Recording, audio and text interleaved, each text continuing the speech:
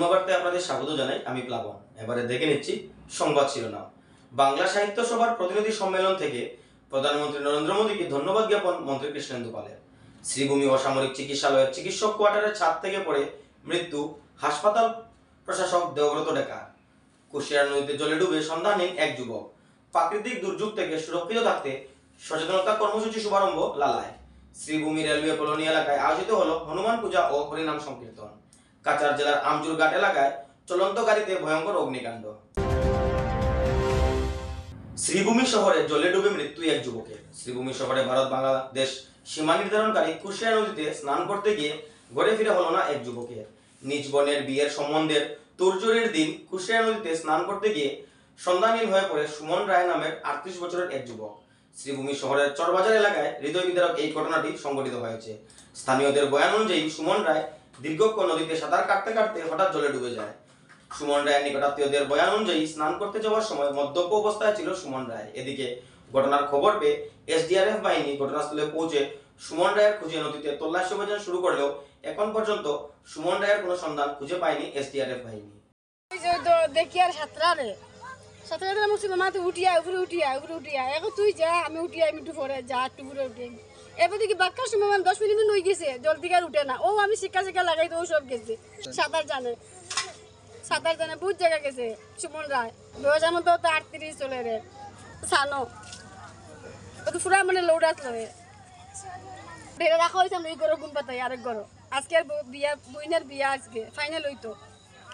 এরাও তুই খাই দিছে যখন তুই না আইস না তুই অনেক ঘুমা আরো এর ঘুমাতে রাখা হয়েছে আর খেয়ে বিয়ার একটা মেয়ে গিয়া কইছে এর জলের ছানা গেছে গিয়া ও দূরে আমরা সব গেছি গিয়া দিকে এর ওরকম নেশা আজকে করছে নেশা করে আমি তো ওরকম হইলো তো হইলো না।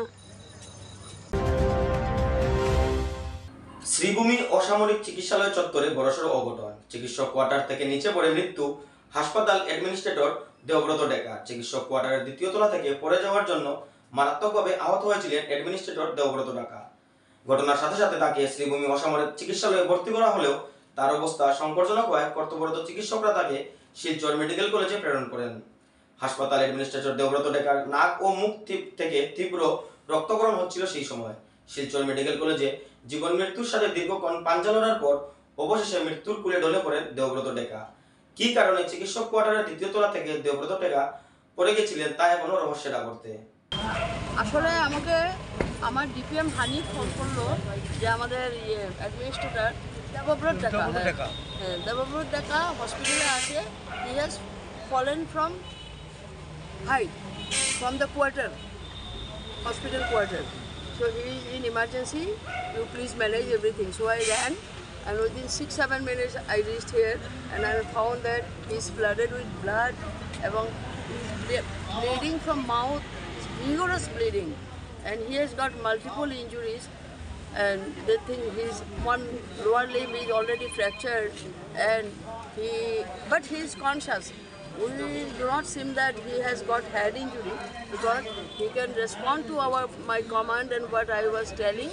But so much of bleeding, we diagnosed that his tongue is very much injured and it is cut in many pieces. So in our setup, we just tried to give few stitches and some amount of bleeding was stopped, but fully we could not stop the bleeding. And I contacted medical college, surgery department and ENT doctors also, and told them that they to make ready ICU bed, emergency OT, and the ENT department and the surgery department also, and they ensured me that yes, they have arranged this thing.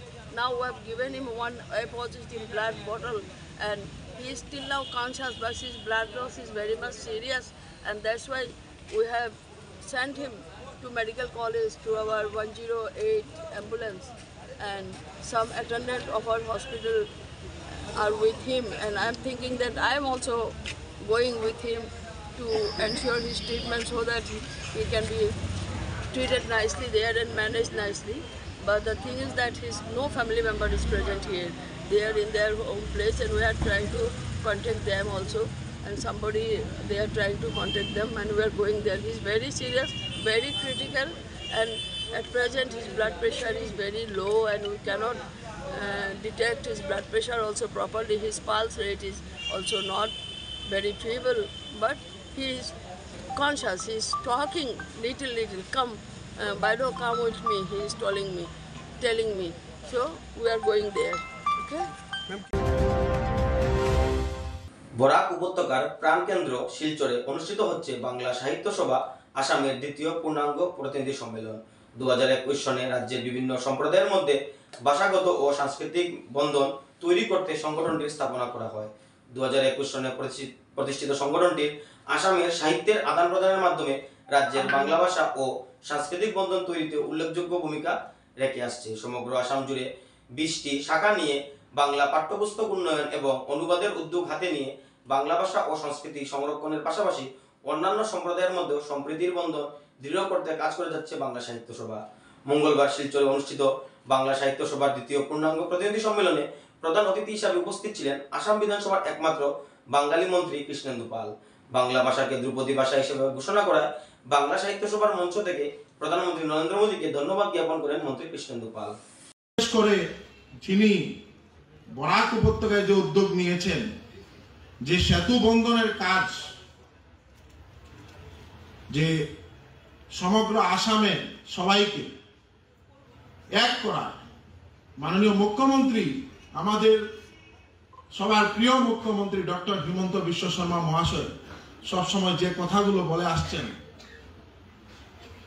যে আমরা সব জাতি জনগোষ্ঠী সব ভাষাভাষীর লোক এক হয়ে আসামের হিতে কাজ করলেই হিংসা বিবর্জিত,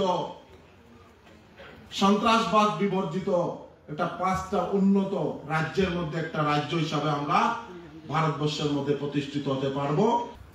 আজকে আমি একজন বাঙালি হিসাবে এই প্রথম, আমি বিধায়ক হয়েছি, 2বার হয়েছি, কিন্তু প্রথম আমি কোনো সাহিত্য সভায় হোক আর কোনো সভায় যদি বাঙালি হিসাবে বক্তব্য দিচ্ছি, এটা আমার প্রথম।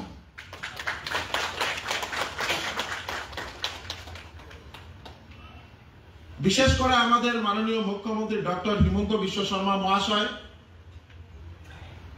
উনি যেভাবে আসামকে উন্নয়নের চরম শিখরে নিয়ে পৌঁছানোর জন্য যেভাবে দিন রাত অক্লান্ত পরিশ্রম করছেন, প্রত্যেক ভাষা, প্রত্যেক জাতিগোষ্ঠী সুরক্ষিত রেখে কিভাবে আসামকে ভারতবর্ষের মধ্যে একটা উন্নত রাজ্য হিসাবে প্রতিষ্ঠা করা যায়, তার জন্য উনি যে প্রয়াস চালিয়ে যাচ্ছেন, আজকে এই মঞ্চ থেকে আমাদের সর্বকালের শ্রেষ্ঠ মুখ্যমন্ত্রীকে ধন্যবাদ এবং কৃতজ্ঞতা এবং প্রণাম জানাই। এবং বিশেষ করে আমাদের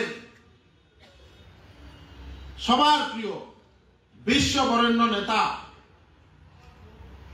নরেন্দ্র দামোদর দাস মোদীজিকে কৃতজ্ঞতা এবং প্রণাম জানাই একটা কারণে, যে আজকে উনি আমাদের যে দুটো ভাষা বাংলা অসমিয়া আর বিশেষ করে পালি প্রাকৃত মারাঠি ভাষাকে ধ্রুপদী ভাষা হিসাবে স্বীকৃতি দেওয়ার জন্য আজকের এই বাংলা সাহিত্য সভা এই মঞ্চ থেকে আমরা প্রধানমন্ত্রীজিকে বহুত বহুত ধন্যবাদ এবং কৃতজ্ঞতা জানাচ্ছি। 1500 বছরেরও অধিক কোন ভাষার যদি ইতিহাস থাকে, এই ভাষাকে ধ্রুপদী ভাষা হিসাবে স্বীকৃতি দেওয়া হয়। এই উদ্দেশ্যে এই অসমিয়া ভাষা এবং বাংলা ভাষাকে আমাদের দুইটাই, আমাদের রাজ্যিক ভাষা এবং আমাদের মাতৃভাষা, দুইটা ভাষাকেই আজকে যে ধ্রুপদী ভাষা হিসাবে স্বীকৃতি দেওয়া হয়েছে, তার জন্য অনেক গৌরব অনুভব করছি। আজকে আমাদের মাতৃভাষা বাংলা ভাষাকে রক্ষার জন্য যে আন্দোলন করা হয়েছিল, এই আন্দোলনে 1961, 1972, 1986, 1996, 1986 ইংরেজিতে তখন আমরা বলতে পারবো, এই আন্দোলনে তখন আমরা ক্লাস 10-এ 9-10-এ পড়তাম। অনেকে প্রাণ দিয়েছে। আজকের এই মঞ্চ থেকে এই ভাষা রক্ষা করার জন্য যেসব মহান ব্যক্তিরা রক্ত বলিদান দিয়েছেন ওনাদেরকে প্রণাম নিবেদন করছি, ওনাদের প্রতি শ্রদ্ধাঞ্জলি জানাই যে ভাষা রক্ষা করার জন্য ওনারা প্রাণ বলিদান দিয়েছেন এবং যারা এই ভাষাকে রক্ষা করার জন্য যে প্রয়াস চালিয়ে যাচ্ছেন ওনাদেরকে আমি কুর্নিশ জানাই। আজকে এই যে বিভেদ, এটা শুধু রাজনৈতিক স্বার্থ উদ্ধার করার জন্য এই বিভেদ সৃষ্টি করা হয়েছে। অসমীয়া ভাষা এবং বাংলা ভাষা, এই দুইটা ভাষাকে রাজনৈতিক স্বার্থ উদ্ধার করার জন্য এই ধরনের বিভেদ পার্টির সরকার এবং আসামে ভারতীয় জনতা পার্টির সরকার এসেছে। তারপর থেকে এই বিভেদ ধীরে ধীরে ধীরে ধীরে একটা জায়গায় গিয়ে সমাপ্তির দিকে এগিয়ে যাচ্ছে, একে অন্যের পরিপূরক। আজকে আমার যতটুকু জানা মতো আমাদের ডক্টর শ্যামাপ্রসাদ মুখার্জি যে সময় কলকাতা ইউনিভার্সিটির উনি ভাইস চ্যান্সেলর ছিলেন, তখন ওনার সময়কালে অসমীয়া ভাষা এবং ওই কলকাতা ইউনিভার্সিটিতে শুরু হয়েছিল। আর আমার জানা মতো তখন অধ্যক্ষ ছিলেন বিরিঞ্চি কুমার বড়ুয়া, ওনাকে মানে প্রফেসর হিসাবে ওনাকে দায়িত্ব দিয়ে অসমীয়া ভাষার প্রচলন হয়েছে, শুরু হয়েছিল কলকাতা ইউনিভার্সিটিতে। আজকে আমরা আমাদের সবার সুধাকণ্ঠ ভূপেন হাজারিকা, ওনাকে যেভাবে অসমীয়া যারা সঙ্গীত প্রেমী যেভাবে ওনাকে শ্রদ্ধা করেন, আমি মনে করি বাঙালি জাতি আর অনেক বেশি শ্রদ্ধা করেন। আজকে আমাদের জুবিন গার্গ, শুনলে আপনারা হয়তো আশ্চর্য হবেন, জুবিন গার্গ আমি একসঙ্গে আমরা পড়াশোনা করেছি গভর্নমেন্ট স্কুলে। ওনার শৈশব করিমগঞ্জ জেলার শ্রীভূমি জেলার, বর্তমান শ্রীভূমি জেলা, ওনার ওইখানে শৈশব ওইখানে কাটিয়েছে। ক্লাস 9 অব্দি ওইখানে পড়াশোনা করেছে জুবিন গার্গ। জুবিন আমাদের সঙ্গে একসঙ্গে পড়াশোনা করেছি। ও ক্লোজ ফ্রেন্ড ছিল জন্মজিৎ দাস, সে আজকে নেই, আমাদের থেকে চলে গেছে। তো আজকে এই কথাগুলো বললাম। জুবিন গার্গকে আমরা সবাই, সমগ্র আসামের সবাই যেভাবে ভালোবাসে, যেভাবে শ্রদ্ধা করে, ঠিক সেইভাবে আমরা বরাক উপত্যকার লোকরাও আমরা সেইভাবে জুবিন গার্গকে অনেক পছন্দ করে, অনেক ভালোবাসি। এই যে মেলবন্ধন, আমাদের দুটা জাতি জনগোষ্ঠীর মধ্যে কোনো বিভেদ নেই। আর আজকে যে প্রয়াস, বিশেষ করে প্রশান্ত দা যে প্রয়াস চালিয়ে যাচ্ছেন, বা আমাদের বাংলা সাহিত্য সভা যে প্রয়াস চালিয়ে যাচ্ছে, আমি বিশেষ করে বরাক উপত্যকার প্রত্যেকজন ব্যক্তিকে বলবো সবাই এগিয়ে আসুন এবং বাংলা সাহিত্য সভার ভিত আরো মজবুত হোক। আসাম সাহিত্য সভা, বাংলা সাহিত্য সভা সবাই মিলে একজুট হয়ে আমরা আসামকে এগিয়ে নিয়ে যাই। কাছাড় জেলার সুনাইর আমজুরঘাট এলাকায় ভয়ঙ্কর ঘটনা। রাজপথে দাউ দাউ করে জ্বলে উঠল চলন্ত ডাম্পার গাড়ি। চালকের বুদ্ধিমত্তার জন্য রক্ষা পড়ল সমগ্র অঞ্চল। মঙ্গলবার দিনের বেলা সংঘটিত হয় ভয়ঙ্কর এই ঘটনা। মাটি বোঝাই একটি ডাম্পার আমজুরঘাট এলাকা দিয়ে যাওয়ার সময় হঠাৎ করে চলন্ত গাড়িতে আগুনের সূত্রপাত ঘটে। মুহূর্তের মধ্যে আগুন ছড়িয়ে পড়ে পুরো ডাম্পার গাড়িতে। ঘটনা প্রত্যক্ষ করে সাহসিকতার পরিচয় দিয়ে ডাম্পার গাড়িটি সড়কের পাশে থাকা খালি জমিতে নামিয়ে নিজ প্রাণ রক্ষা করে গাড়ি থেকে নেমে আসেন ড্রাইভার। সড়কের পাশের জমিতে দাউ দাউ করে জ্বলে ভস্মীভূত হয়ে যায় ডাম্পার গাড়িটি। এদিকে ঘটনার খবর পেয়ে অগ্নি নির্বাপক বাহিনী ঘটনাস্থলে উপস্থিত হয়ে আগুন নিয়ন্ত্রণে আনে। যান্ত্রিক গোলযোগের জন্য আগুনের সূত্রপাত হয়েছে বলে সন্দেহ করা হচ্ছে।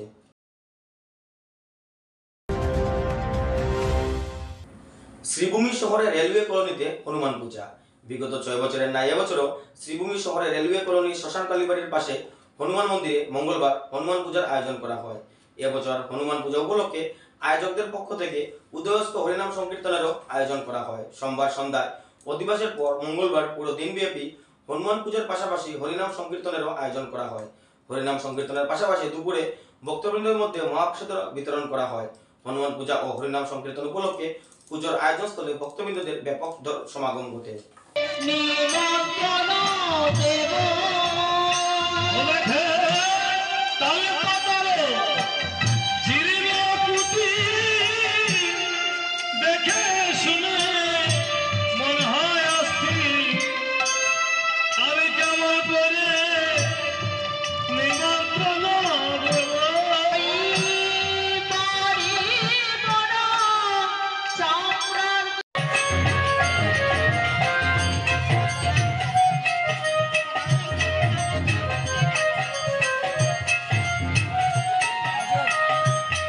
নমস্কার। আমরা রেলওয়ে শ্মশানকালী বাড়ির নিকটে আমরা হনুমান মন্দির, তো এখানে প্রত্যেক বছর মানে বাৎসরিক পূজা হয়। তো এই বছর আমরা ইচ্ছা আসলে নাম কীর্তন হইতো, তো সেই উপলক্ষে গতকাল সোমবার আমরা অধিবাস হয়েছে, অধিবাস দিয়া যাওয়া হয়েছে। তো আজকে আমরা উদস্ত হরিনাম সংকীর্তন মঙ্গলবার এবং আমরা হনুমান পূজা আর মহাপ্রসাদ বিতরণ চলে। আজকে এই লিয়া 6 বছর হইল আমরা পূজা। ক্লাবের নাম নাই, এখানে সর্বজনীয় হনুমান পূজা মানে সবেরই আর কি মন্দির, ক্লাবের নাম নেই, সর্বজনীয় মন্দির। হ্যাঁ, আজকে উদস্ত হরিনাম সংকীর্তন হয়ে আর পূজা সমাপ্ত।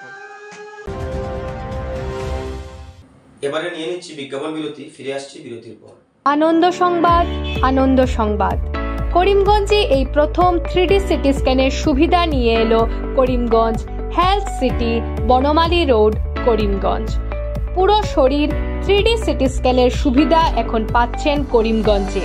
আন্তর্জাতিকভাবে বিখ্যাত ডাক্তার দ্বারা রিপোর্ট।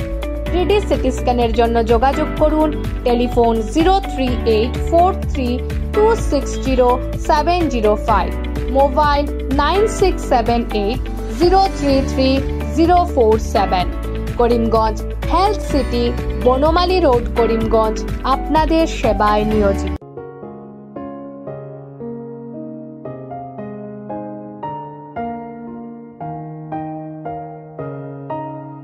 চিকিৎসা সেবায় নতুনত্ব নিয়ে হাজির নিউ লাইফলাইন হাসপাতাল। অত্যাধুনিক প্রযুক্তিতে এখানে pinhole surgery, gallbladder, appendix surgery করা হয়।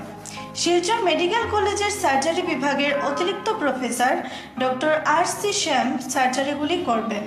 তাছাড়া তিনি প্রতি শনিবার বিকেল 3টে থেকে OPD-তে রোগী দেখবেন। রয়েছেন শিশুরোগ বিশেষজ্ঞ doctor Gulzar হোসেনও।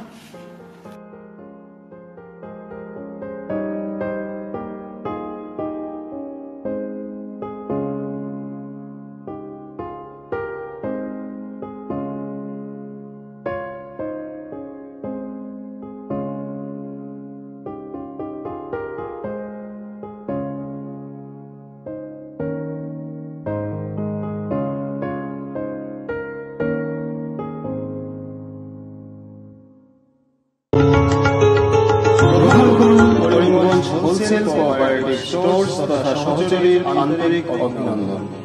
Karimganj wholesale cooperative স্টোর্সের নিয়ন্ত্রণাধীন স্টেশন রোডস্থ বিভাগীয় বিপণী সহযোগী নতুন উদ্যোগে সমৃদ্ধ হয়ে জনগণের সেবায় এগিয়ে এসেছে। তুলনামূলক কম মূল্যে নিত্য প্রয়োজনীয় দ্রব্য সামগ্রীর যোগান অব্যাহত রাখতে সহযোগী কর্তৃপক্ষ বদ্ধপরিকর।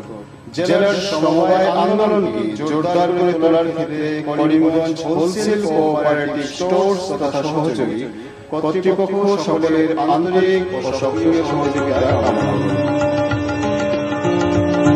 নতুন আঙ্গিকে বাস্তব পরিকল্পনা নিয়ে সহযোগী স্টেশন রোড, করিমগঞ্জ আপনাদের সেবায় সদা প্রস্তুত।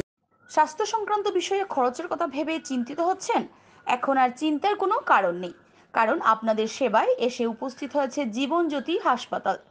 এখানে অনেক কম খরচে আপনি পেয়ে যাবেন অনেক অভিজ্ঞ চিকিৎসকদের দল।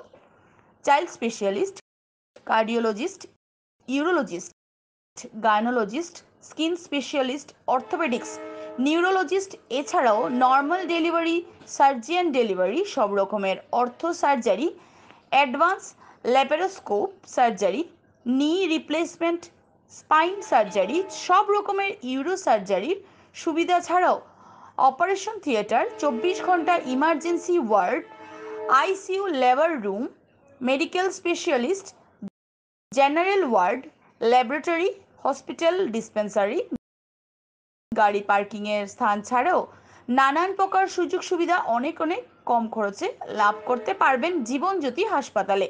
তাই আর দেরি না করে আজই চলে আসুন। যোগাযোগের নম্বর 7637062954, 8638048459। আমাদের ঠিকানা Nilambazar, Gandhi GP, Durganagar road, Assam 788722। Barak diagnostic centre, এখানে digital ECG, digital EEG, digital x ray, computerised pathology, microbiology, histopathology, colour doppler sonography, chamber home collection ইত্যাদি করা হয়। আমাদের প্রতিষ্ঠান সকাল 7টা থেকে রাত্রি 9টা পর্যন্ত খোলা থাকে। প্রতিদিন সকাল 8টা থেকে সোনোগ্রাফি করা হয়। যোগাযোগ Barak diagnostic centre, settlement road. যোগাযোগের নম্বর 03843273151, 7086376822, 9401325290। আনন্দ সংবাদ, আনন্দ সংবাদ, আনন্দ সংবাদ। হিরো মোটো কপের নানা বাইকের সম্ভার নিয়ে করিমগঞ্জে এসে উপস্থিত হলো রয়্যাল আর্টস হিরো শোরুম। আমাদের রয়্যাল আর্টস হিরো শোরুমে উন্নত প্রযুক্তির ও দুর্দান্ত মাইলেজের সুপার স্প্লেন্ডারের সব মডেলের bike, Glamour Xtec drum, Glamour classic ডিক্স, কারিজমা এক্সেমার, প্যাশন প্লাস, এছাড়াও হার্লে ডেভিডসনের বাইকও পাওয়া যাচ্ছে আমাদের শোরুমে। তাই আর দেরি না করে আপনার মন পছন্দের বাইক নিয়ে যেতে আজই চলে আসুন রয়্যাল আর্টস হিরো শোরুমে। আমাদের ঠিকানা শিলচর রোড, এলেংজুরি, করিমগঞ্জ। পিন নম্বর 788713। যোগাযোগের নম্বর 7086896920। বিভিন্ন আধুনিক ও আকর্ষণীয় টাইলসের সম্ভার নিয়ে উপস্থিত প্রিয়া টাইলস। আপনার ঘরকে অতি সুন্দরভাবে সাজিয়ে তুলতে আজই আমাদের দোকানে চলে আসুন এবং নিয়ে যান অত্যাধুনিক টাইলস। আপনার পছন্দের সব ধরনের টাইলস আমাদের এখানে উপলব্ধ রয়েছে। আমাদের ঠিকানা Chandras plaza, near Vishal Megamart, station road, Karimganj.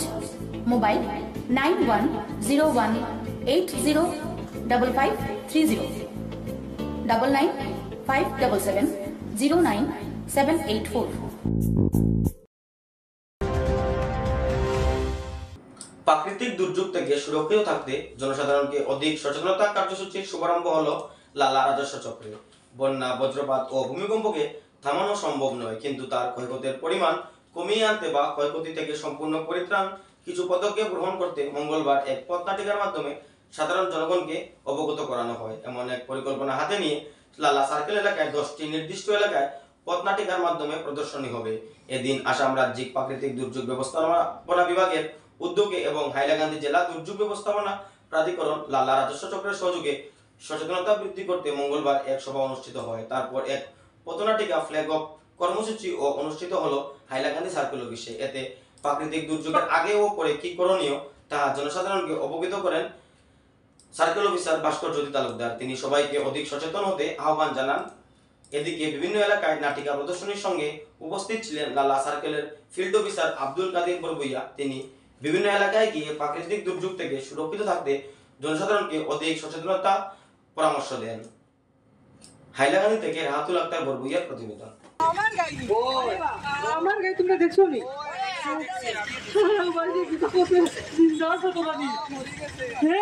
মরিও গেছে নি?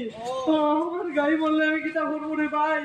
আমার ও গাইয়ের দুধ বেশি। যিটো অনুষ্ঠান আছে এই অনুষ্ঠানটো আমাৰ আজি আৰম্ভ হ'ব আৰু 10টা বেলেগ বেলেগ জায়গাত এই নাটখিনি প্ৰদৰ্শন কৰা হ'ব।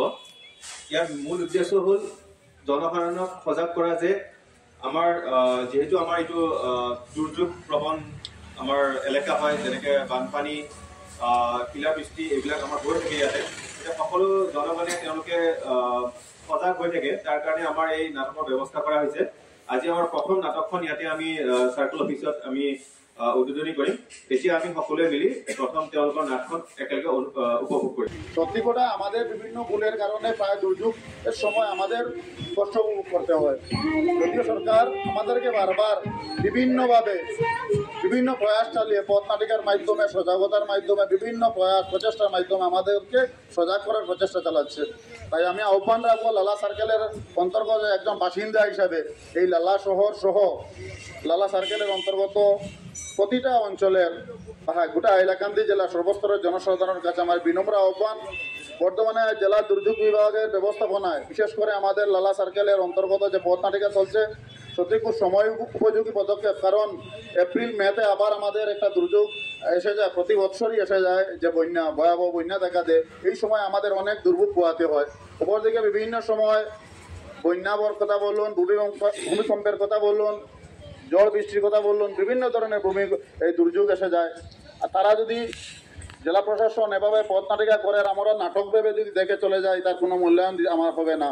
তাদের উপর এই অভিনয়ের বা এই পথ নাটিকার আমাদের মূল্যায়ন করতে হবে, মর্যাদা দিতে হবে, এবং এই পথ নাটিকা থেকে তারা যে সমস্ত আলোচনা বা কথাবার্তা করেছে তা থেকে আমাদের শিক্ষা গ্রহণ করতে হবে। যে সমস্ত এর মধ্যে অনেক শিক্ষণীয় বিষয় রয়েছে, কারণ আমাদের এই প্লাস্টিকের দুর্ব্যবহার, গাছের বৃক্ষছেদন, বৃক্ষরোপণের বদলে বৃক্ষছেদন বা বিভিন্ন আমাদের ভুলের কারণে আমাদের কষ্ট ভোগ করতে হয়। তাই সবার কাছে এই পথ নাটিকার উপযুক্ত মূল্যায়ন, মর্যাদা এবং শিক্ষা গ্রহণের আহ্বান রাখে সবাই সজাগতা এবং সচেষ্ট থাকার আহ্বান জানাচ্ছি।